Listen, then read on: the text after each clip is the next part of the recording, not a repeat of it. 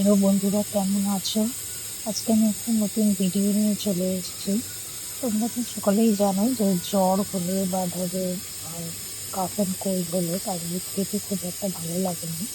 কিন্তু কোনো ফ্রাইড খাবার, ধরো আলু ভাজা বা কুমড়ো ভাজা বা পটল ভাজা একটু ঘি লঙ্কা দিয়ে খেতে কিন্তু বেশ ভালো লাগে।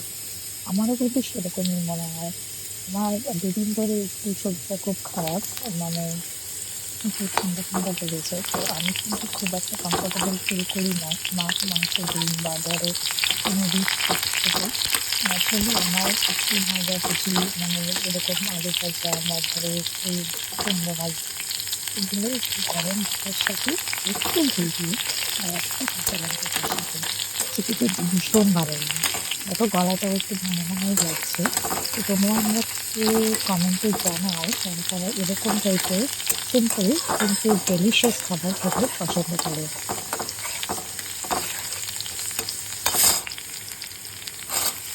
যদিও রান্নাটা করাটা কোনো ডিফিকাল্ট ব্যাপার না, সিম্পল তুমি কালো জিরে দিয়েই করতে পারো।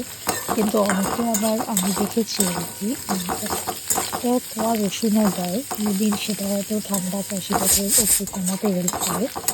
তো তোমরা আমাকে জানাও যে কারা কারা এরকম টাইপের রান্না ভালোবাসো এবং কারা কারা আরও কিছু সাজেস্ট করো যে এটা জ্বর হলে মাছ মাংস ডিম এগুলো বাদ দিয়ে খাওয়া যায় ইজিলি।